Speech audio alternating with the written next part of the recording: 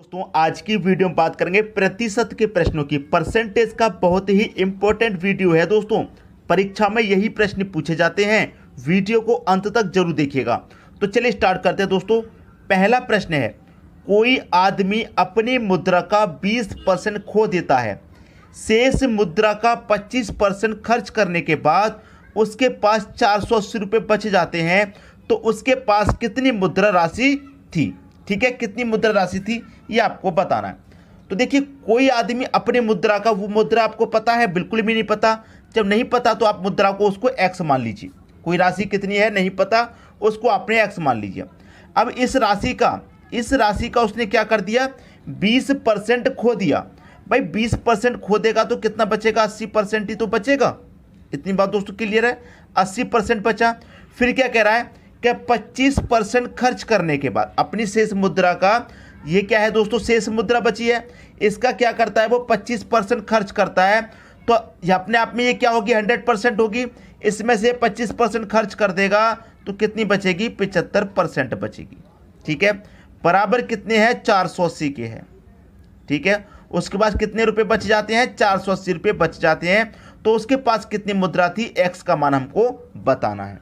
Clear, बहुत आसान है दोस्तों। अब तो इसमें आप कुछ भी नहीं है कर सकते हैं। एक्स का मान लिखिए इनटू 80 का मतलब क्या है, 80 का मतलब आप जानते हैं, 80 का मतलब कितना होता है, 4/5 होता है। कैसे होता है दोस्तों, देखिए आप जानते हैं ये 80% है। परसेंट का मतलब क्या होता है, बटे में 100। अब मैं इसे 20 से कटाऊंगा, 4 बार में 20 से कटाऊंगा 5 बार में, तो 4/5 नहीं हो जाएगा।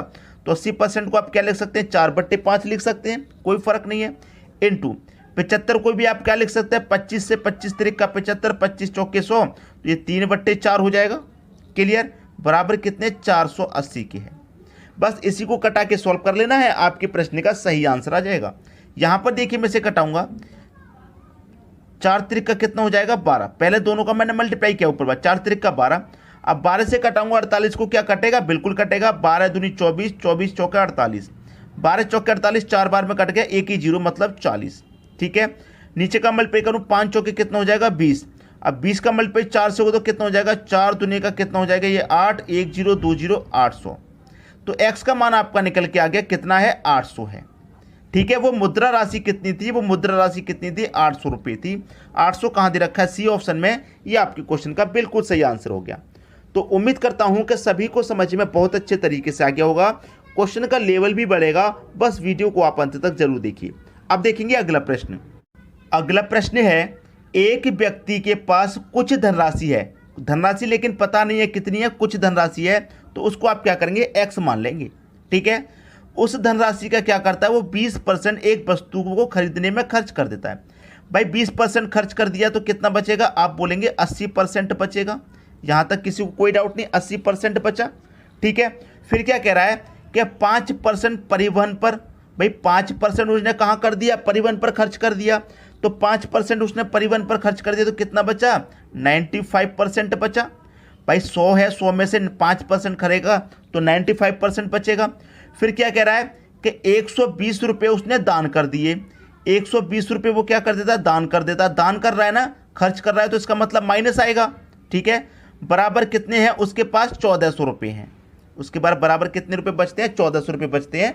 अब इसी को देखिए सॉल्व कर लेंगे, आपके प्रश्न का आंसर आ जाएगा। ठीक है, अब आपको अच्छे तरीके से मालूम हो गया कि 80% की फ्रैक्शन वैल्यू क्या होती है, एक्स इंटू 80 को आप क्या लिख सकते हैं, 4/5, पिछले क्वेश्चन में समझा दिया, इंटू 19% का मतलब क्या है, 95% का मतलब है 19/20 रख सकते हैं आप। देखिए 95% का मतलब क्या है, 95/100। 5 से कटाएंगे 95 को 19 बार में, 5 से 100 को कटाएंगे 20 बार में। क्लियर, बराबर ये माइनस का 120 है, बराबर के इधर जाएगा तो प्लस का हो जाएगा। तो 1400 में 120 और ऐड हो जाएगा तो ये कितना सौ हो जाएगा, ये हो जाएगा 1520। सबकी समझ में यहां तक तो बात आ रही है।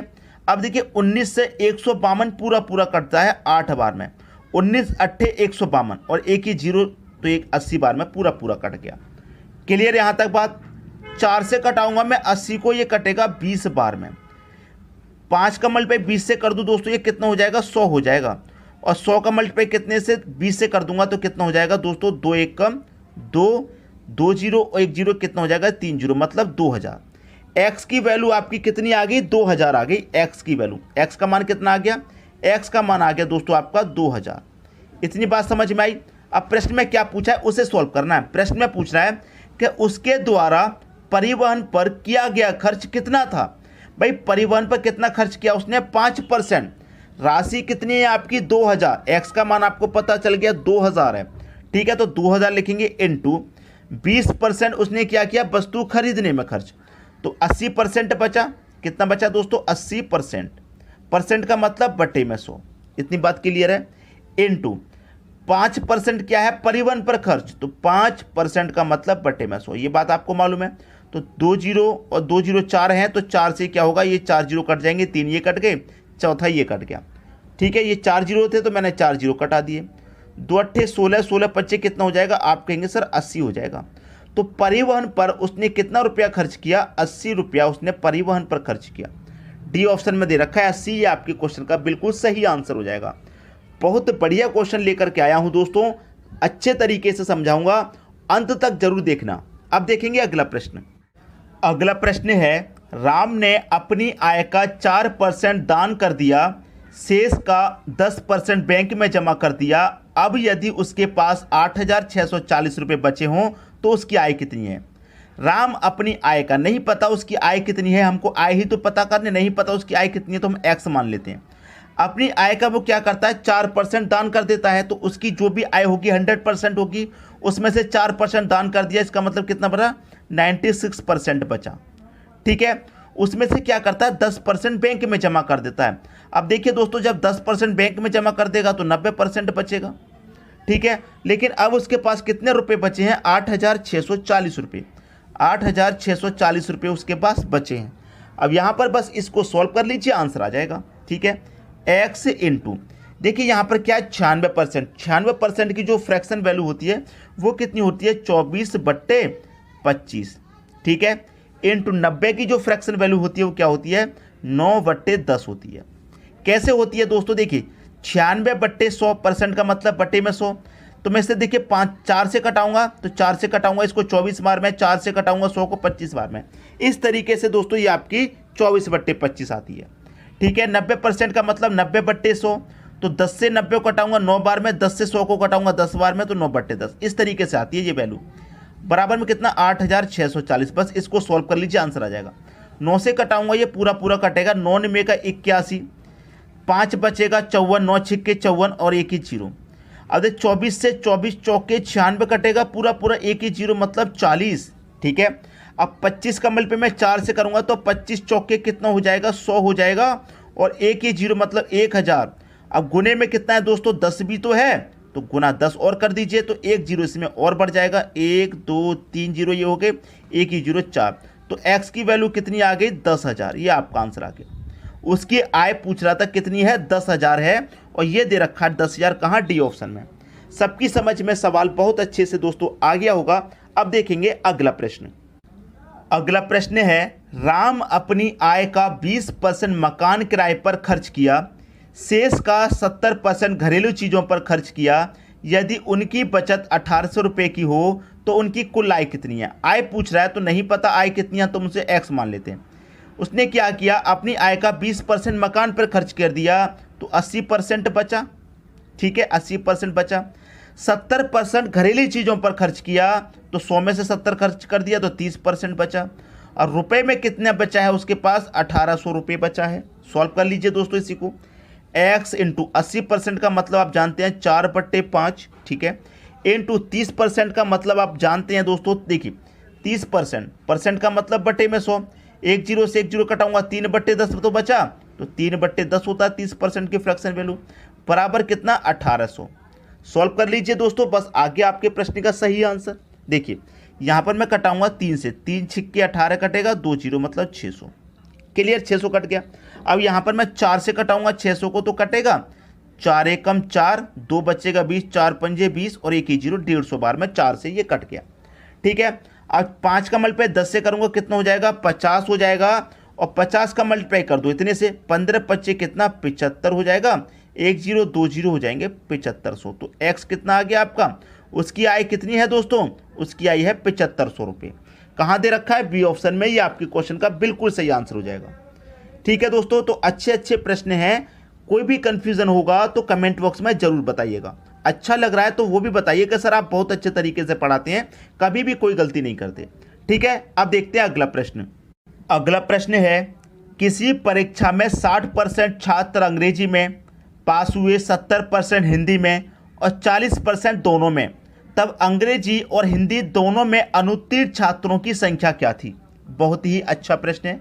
देखिए, ऐसे प्रश्न बार बार परीक्षा में पूछे जाते हैं। तो देखिए, यहाँ पर मैं आपको दोनों ही बता देता हूँ, अनुत्तीर्ण की पूछे चाहे उत्तीर्ण की पूछे, पास की पूछे चाहे फेल की। अगर देखिए पास की पूछता है, क्या पूछता है? पास की पूछता है, तो सभी को पास बना लीजिए। ये भी पास प्लस फिर से पास, 2 सब्जेक्ट हो गए, फिर दोनों में वो पास हो रहे हैं तो माइनस का क्या करेंगे? आप पास कर देंगे। ठीक है, याद रखिएगा। अगर फेल का पूछा जाता है, फेल का, तो यहाँ पर क्या, यहाँ पर भी आपको फेल रखना है। ठीक है, प्लस यहाँ पर भी आपको फेल रखना है, माइनस दोनों को आप फेल कर दीजिए। ठीक है, पहले दोनों को पास करके माइनस पास, फिर दोनों को फेल करके माइनस फेल। अब यहाँ पर क्या पूछ रहा है उसको देखिए। यहाँ पर क्या पूछ रहा है दोस्तों, उसको आपको देखना है। यहाँ पर क्या कह रहा है? यहाँ पर कह रहा है 60% छात्र अंग्रेजी में पास हो रहे हैं। पास वाला है, मैं यहाँ पर पास लिखता हूँ। ठीक है, अब देखिए 60% छात्र अंग्रेजी में पास, 60% छात्र अंग्रेजी में पास। ठीक है, 60% प्लस का साइन प्लस। 70% हिंदी में, यहाँ पर पास है 70% हिंदी में। अब मैं क्या करूँगा? माइनस का साइन है माइनस, पास दोनों में दे रखा है ना, दोनों में कितना दे रखा है? 40% पास, तो माइनस का दोनों में 40% पास कर दूंगा। अब मैं सबको जोड़ूंगा तो कितना हो जाएगा? 60 और 70 130, माइनस का कितना? 40। 130 में से 40 को घटा दूंगा, कितना बचेगा? 90 बचेगा। ये मैं क्या निकाल रहा हूं? पास ही तो निकाल रहा हूं, पास को ही तो सॉल्व करूंगा। तो पास दोस्तों कितने हुए? 90% पास हुए। अब कोई भी परीक्षा हो, स्टूडेंट की संख्या उसमें 100% होती है। 100% में से दोस्तों आपके जब 90% पास हुए हैं तो फेल कितने होंगे? 10% फेल। 90% दोस्तों जब पास हो गए तो फेल कितने हो जाएंगे? 10% फेल।